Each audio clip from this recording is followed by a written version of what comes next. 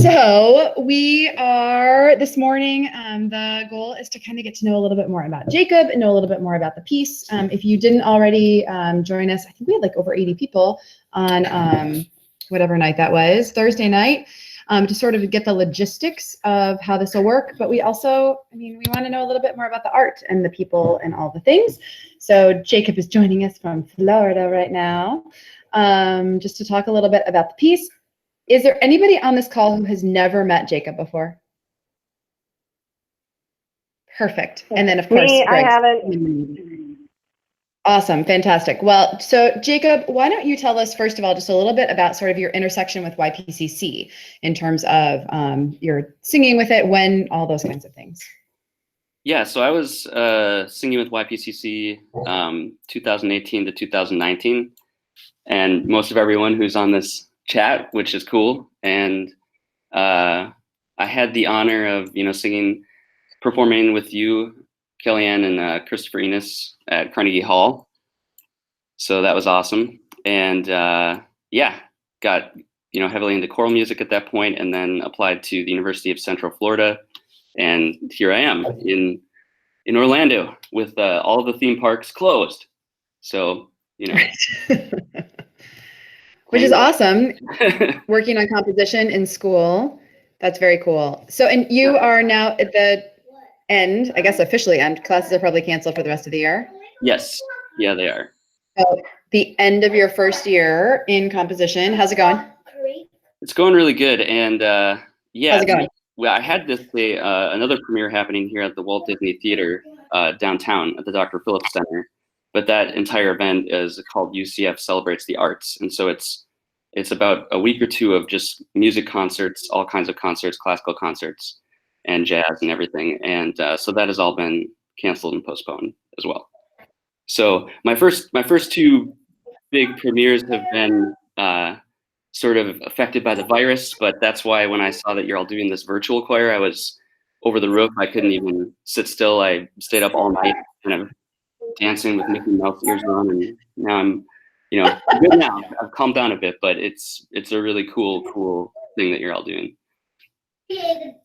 Yeah, no, it's exciting. I will say I'm the old lady who is like, technology is terrifying with as many music degrees as I have, but I'm just excited there's a way to do this.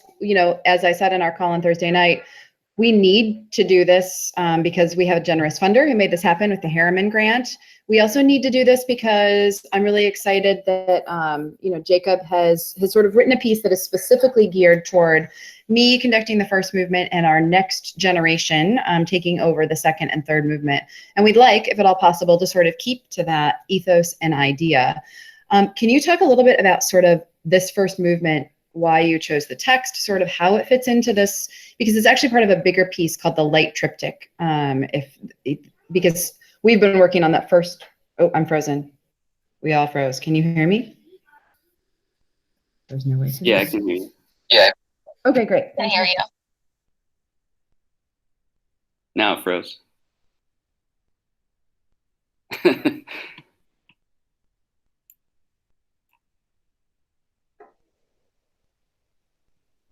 Yeah, I think it froze and I lost audio. Come back. There you go. Oh, Back. are we back now? Back. Yep. There Great. you go. Perfect. I was just saying, I think a lot of us started working on the first movement together, but I'd love for Jacob to talk a little bit about sort of the whole piece and sort of where this movement falls in the text and sort of the ethos of the whole thing. Yeah, so it all kind of grew out of the conversations you and I had and just talking about what the whole project could look like. And I've been sort of racking my brain at first. It's probably one of the only times I've had writer's block where I was searching for text. Can you hear me? Okay. I was searching for text and I knew I wanted to use a woman poet. And so I had looked through countless poems and nothing was, really striking me. And so then I decided to just Google first woman poet ever. And up popped the Anhita Wana, who was the first woman poet, but also the first human poet. And I didn't know that. This was something new to me. And so I started doing a lot of research on it. And that became the main inspiration. She wrote these temple hymns. And so they're kind of, basically they're loose the texts are loosely based on that, and I knew I wanted to do something modern too that would connect with audiences, and so to do like a direct, choral setting of these wasn't going to work after I kind of looked at them, and then just kind of started adapting the lyrics to that whole story, and so the first piece is kind of her coming to Earth, representing the goddess Inanna that she wrote the temple hymns about. Then the second piece is actually kind of from within the temple, but became more from her perspective. So the main lyric that it starts it off as "My name is Inanna," and it goes from there. And I also, in keeping with more modern influence, I love a lot of pop music. So I'm actually was really influenced by Ariana Grande, Taylor Swift, and Cardi B for the second piece. So the altos are going to be doing a little bit of singing, rapping, sort of, and it's I'm really excited about it. I'm still working on it, but it's I think you're all going to be really happy when you get the second movement, and then the third movement kind of just closes the whole piece. I wanted to write something that could be like a YPCC dance anthem, because so much of my experience with YPCC was going to different bars or different events and things and dancing with everyone, and this sense of community I had there and the friends. And so I really wanted to capture that, because there isn't really that energy is like so unique. And I came down here and I've joined a lot of different choirs and groups, but there really isn't a YPCC anywhere except for maybe Denver. But like that, it's just one of a kind. And so I mean, I miss it, every time I think about it. And writing these pieces has been like everyone's still here in my life, so that's been amazing too. Well, and I think it was really when so honesty, when we applied for this grant, we said, Ashley and I had conversations and went, well, there's no way in the world we're going to get this grant, but let's dream big. Like, if we could do anything, what would we do? Well, let's promote young professional composers as well as young professional singers. It's going to have to be somebody from out of state. It's going to have to be someone who draws attention to us. Let's go big or go home. Let's do a multi-year, multi-movement piece. Throw it out there, see what happens. And then they funded it. And then we were like, okay, so do we choose a composer? We had this parameter that they needed to be from out of state. And when I started working with William last year on our commission, a lot of our conversations were about, here is what YPCC is. Here's sort of our superpowers as musicians. Here's sort of our ethos as an ensemble. And, there was a lot of trying to sort of understand the YPCC language. And, we have such a wide array of ability levels and a wide array of reasons people come to the choir and wide array of superpowers.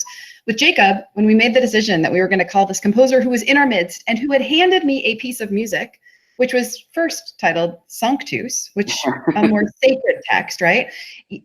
During rehearsals leading up to Carnegie. And I sort of went, okay, well, here's this guy, but like, I don't know, is it too weird that he's been in the group? And then when I started thinking about the fact that I can skip that conversation, right? I can just go right to Jacob and be like, you know who we are. You've gone to the bar with us. You've also sung Lauridsen and Bohemian Rhapsody or whatever we happen to have programmed for, times that you were singing.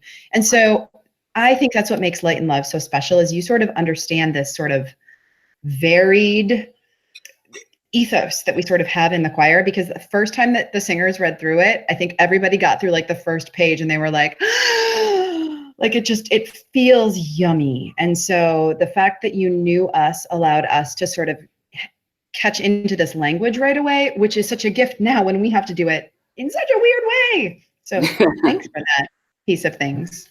And I can tell, like, the way that you talk about, like, it sort of brings you home. That's sort of what we hope to do, is to make this piece sort of align with, the fact that you're talking about altos rapping and, lyrical music and all the things. I think that's great. How did you evolve an a cappella Sanctus setting from a mass into Light and Love, specifically this first movement? What kind of changes, additions did you make? Yeah, so it was definitely a feat, because when you contacted me, then I think I'm kind of one of those people that I sort of jump on something, I can't, and then it's my life until I kind of get it completed. And so I was, like I said, I've never experienced writer's block, but there's a 5-hour period where I was, wandering around in the backyard of my friends, kind of just, throwing things everywhere and trying to figure out. To be clear, Jacob's idea of writer's block is 5 hours, just to put that in perspective. Yeah. Yeah. And then I was like, how am I going to tie all these ideas together? KellyAnn, like, she's talking about all these things. And like, what am I going to, and then somehow it just all ended up coming together. And I knew that the Sanctus, like the music itself was the good part. Like it was the strong part. I'd also, when I got down here, started meeting people right away. So one of the people I talked to and met he used to be the head of the choral program at Florida State University. And he just had a good candid conversation with me, but he said, so, you're writing this mass. At the time I told him, yeah, I'm writing this mass in Latin. So, you're up against a few hundred years of composers writing masses. Like, do you think you should, maybe you should, I mean, you might be better off just writing your own lyrics and your own choral pieces, and so even things like that kind of affected the direction of it. And then, yeah, really it became about the words. And so a lot of, singing is vowels and things. So it's just kind of over time, the songwriting experience I have, I think I was able to find lyrics that made sense, and some stuff repeats. I mean, I'm sure by now everyone said the words light and love probably 7 billion times, but that I think brings it all together and creates kind of this glue that holds the entire work together, and the other two movements that you haven't heard. So yeah, I think that the whole, what I was trying to capture too was, my experience with YPCC. It was joining this group with, their exhilarant and luminous director, and sort of all of the— Stop, Jacob, stop. How everyone came, just came together, and it was just these people with all this energy. And I think so. I walked down into Memorial Hall for the first rehearsal, and the first person I met was Scotty. Was you, Scotty? And Scotty had this big old grin on his face. He's smiling. I'm like, God, why is this guy so happy? Like, and then after that, I was like, yeah, I want to be happy. It's the bourbon, just to be clear. Yeah, I think that was part of it. But yeah, I want to be happy with Scotty. I need to join YPCC, and so that's kind of how, like, I wanted to capture all that spirit in the music. And I have had a few of the singers message me, unsolicited, and just say, like, how do you know what we sound like? How do you know our sound like so well? And I feel like that was just singing with everyone and really hearing that, I want to, in Light and Love, I wanted to capture that, the big moment, just this wall of sound, like that many people singing, harmony at once. And also, like, the beginning starts with the women, because that was my first thing I heard when I walked in. I sat down in Memorial Hall, and there's just, you were conducting, KellyAnn, and there was 60 or 80 women singing, and it just, it was this indescribable sound and feeling, and it definitely, changed my life. So yeah. That's meaningful. I hadn't heard that was sort of why you started the piece with the women singing. That's kind of cool insight to have. I think that's one of the reasons that when we started YPCC, a lot of our conversations in the sort of beginnings of the board were, who are we? Will we commission new works? Will we work in schools? Will we, like, what are sort of our, like, what's our ethos? And a lot of times that composer-based projects were brought to me, I just said, I'm not sure this is our ethos. Like, I don't know if we're a new work ensemble.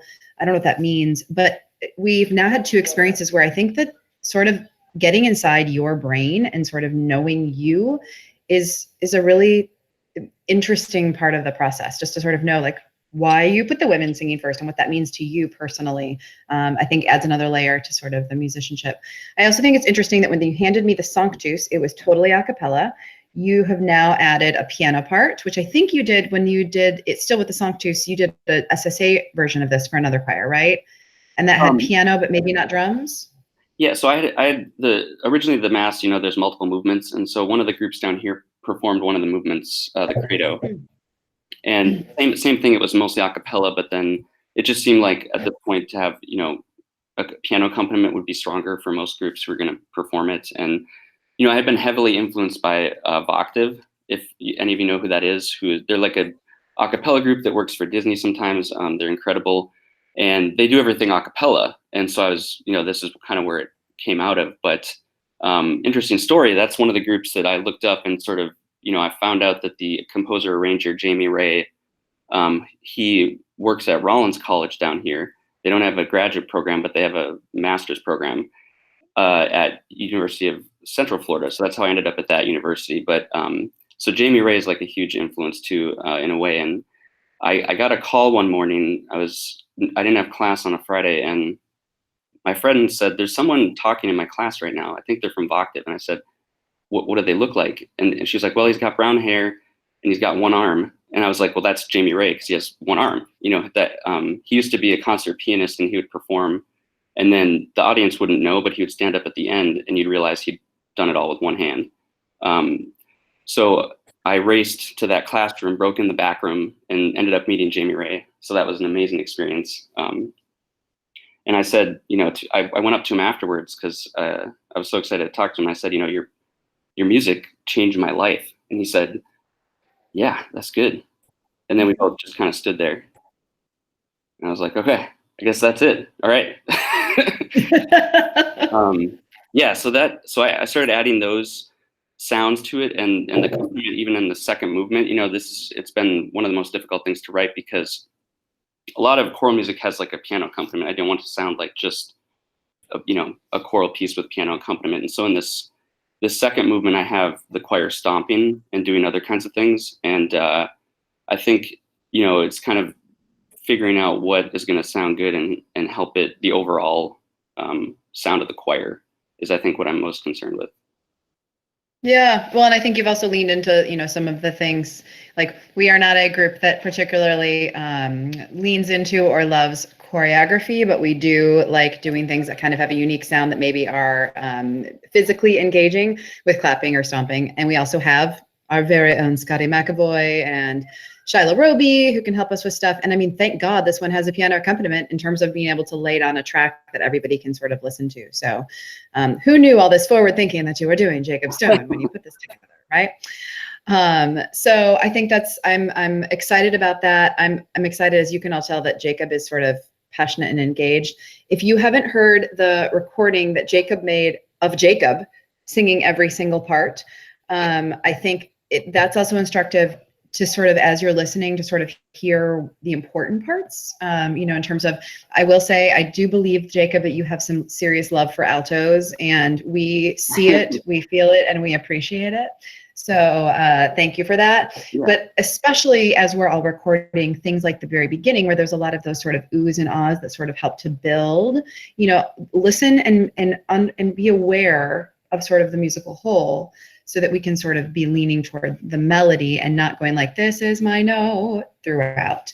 Because I think that you can hear it in that recording, but you can also sort of see it in the way that Jacob wrote it. Is there anything you want to illustrate in terms of sort of the fabric and the texture of the piece?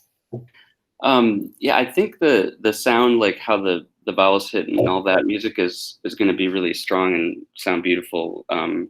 And only because, you know, and this occurred to me too, as we, you know, I saw the post about the virtual choir. I was like, oh my, they're doing a virtual choir. Like this is like the composer's like ultimate fantasy. Like I'm achieving like Eric Whitacreism like right now, you know. And it's like he's gonna evoke Eric Whitaker's name. Yeah, okay. Go ahead. No, I know. I remember you talking about that too. And so then I was like, I'm gonna have to get, I should get like a blonde flowing wig so that I can post pic, you know. And then I was like, well, it's in the mail. It's on its way to you right now. Oh, good.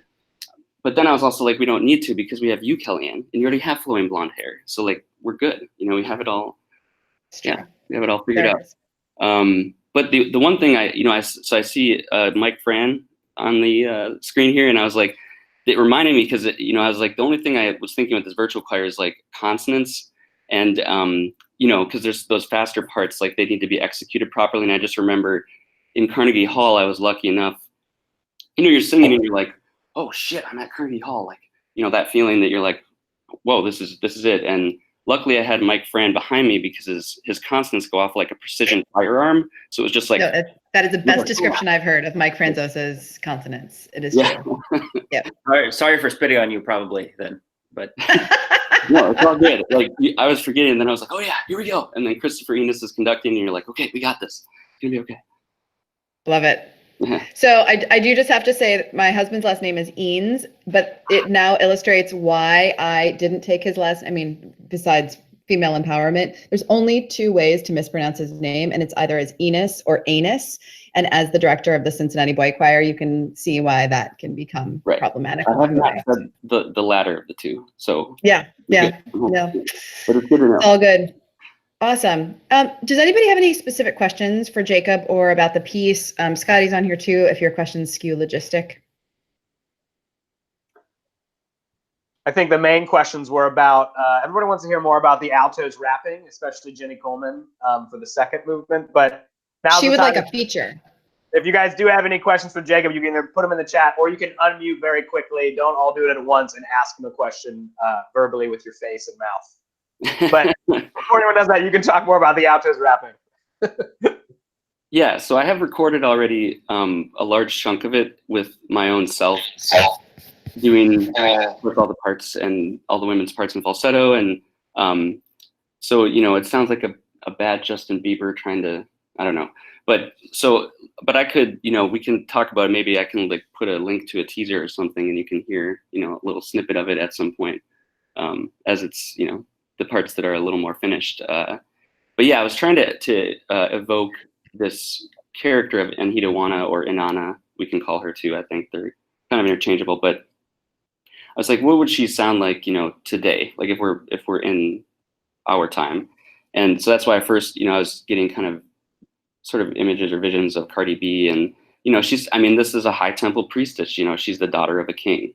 You know, this girl has like anything she could want, but then she also cares about important stuff like writing history for the first time, you know. So I think in the rap, I'm sort of drawing from a lot of pop music too, and you know, a lot of the songwriting and melody, it sits kind of in that range. We don't usually hear it in a very high soprano all the time. And so that's where you know, the altos became kind of a focal point for that. And because I love all the other parts too, just so everyone knows. But we understand, Jacob. It's hard to, you know, give equal love when it comes to altos. Right. And so I see you, Jenny Miller. Yeah, I do have them rapping in kind of like I think it's a pretty badass way. And so it's kind of just talking about her as a character, and some of the lyrics, I mean, it goes like, my name is Inanna, my temple made up of crystal, my crown of lapis lazuli, and then bow down to get all the beauty. So I'll try to link it to you. Well, and I think so, you know, one of our goals, as we said, conceptually, was that this first movement would have its debut at the end of the season, and then our second movement in the fall and third movement in the spring of next year. We want people to get excited about these movements and use them as a hook to kind of stay connected through a year of transition with the organization. We are working right now on what will next season look like in the midst of a lot of unknowns, right? And so we will continue to find ways to make sure that I know that I already have a lot of the text that Jacob has written, and we'll figure out what pieces we want to share with you, because we don't know the when. When is an unknown right now in every realm of our lives, right? But the what is a bit of a known. And so we'll make sure that we're sharing pieces of that with you to sort of keep you in the know and in the loop, and inviting your friends in to sort of be a part, because that'll be something that within each opportunity for next year, something you can look forward to. Ginny just highlighted in the comments the idea of sort of that popping up to the high stuff that happens in the first sopranos. We self-selected for the gala cycle and then got into the space, and I chose 3 people because it was overwhelming. It should just be sort of a touch up there. We've indicated, if you weren't on Thursday's call, that it should really just be those 3 people. We can always add more to the recording, but we would like to not have to like get people to go back and re-record their part because they chose to sing the top note the whole time. Right, Jacob, you just want that to float, right? Yeah, that's why I like splitting the soprano one, just for those moments. It's really just, the other part is just or more important, the E flat. Correct. Yeah. So that high just C. to clarify, there's a part where the sopranos ones go into 3 parts, and the soprano ones have a middle C, C in the register, and then a couple popping up to the G. Do you care? Would you prefer there to be more people on that bass C other than going up the octave in the middle of the piece? Yeah, Okay. the top one soprano part I just think of as like a couple people because Yeah. it's gonna naturally be Okay. louder. Like You have the soprano, like the other sopranos, like splitting an octave C. So like C and a C. Do you want just that evenly among all the other soprano ones? yes. Okay, just checking. I didn't Yeah. know if you wanted more people on the lower C or something like that. Yeah, that's a great Jenny? question. I'm glad you brought that up, Ginny. That section is kind of like an experimental, dance kind of moment, and I'm very heavily influenced by dance music and EDM, and so and I'm having the guys kind of do a chant almost. They're just doing like quarter notes to kind of emulate the kick drum, and so that I'm not expecting to things like that to be like super accurate in terms of like them doing the T on this whatever. It's just more of like a sound thing, and same with the soprano. They're kind of creating like a pad just like in the background. Cool. And Ginny, because they are dividing within the soprano one part, do we need to like indicate like maybe by first letter of last name or something which octave they take there? I think we probably should. Okay. To make sure everyone's at least picking one of the notes and it's pretty even. I say that's probably the best way to do it. Okay, that way people can sort of get it in the notes. And then whoever those 3 top sopranos are, let's actually get their names. Let's maybe do some work in the singers only page, just so that it's very clear if you are soprano 1, which journey you take. Yep. Awesome, thank you for that. Anything else? Scotty, are there any more questions I should be aware of? Scotty disappeared. I'm here. Not that I see in the chat. Just what you guys just covered. Everything looks great. Awesome. Well, I said I wanted to try and keep this to a half an hour, and it is 9:30 on the nose. I would just like everybody to know that I actually went to the grocery store on my run to make sure I had coffee for this. But Scotty and Jacob were sending pictures of beer and wine. So whatever it is that you have in your mug this morning, I hope that it's just a chance for us to check in. I think we're going to try and do sort of regular touch points like this on different topics throughout the time. Jacob, is there anything else that you want to share or ask or anything? Yeah, I mean, I think maybe it's a good moment and not to whatever, but YPCC really did change my life. I know I've said that, and you did, KellyAnn. And so there's so many days I'm just very grateful and to have the life I have now. And a huge part of that is everyone in YPCC and what it did for me at that time in my life and is doing for me still like right now. So I just wanted to thank you all. Well, and thank you for not only being part of sort of our tribe, but also giving us this gift, not only just in general as a musical gift, but as who knew it would also turn into an opportunity for the first piece of art that we actually get to create together in this just weird ass time. So, you speak about the meaning that YPCC holds to you. And I think that I and everyone appreciate that, but right back at you there, friend. Thank you. All right, folks, have wonderful days. Jenny Kessler, hi, how you doing? So I will use Jenny to just illustrate, this is not just open to YPCC members who sang in the gala cycle. This is not just open to YPCC singers who have sung in the last year. This is open to the ethos of YPCC. So if you have friends or former singers or even people outside of the age range, Chorus America actually just did a feature, helps to know people, on 4 sort of engagement-based projects around the United States that are not just internal choral projects, and we're listed as one of those 4. So spread the word, share this with your friends. The tracks are due by April 14th. Is that true? I'm looking around to people who know things better than I do. Excellent. And Scotty, you'll tell me when I can re-record my track so that I don't look like an ass with my pajamas. We actually don't have that in the budget, so we're just going to go with the first one you did. Great. Perfect. Excellent. All right. I love you all. Have wonderful days. Bye.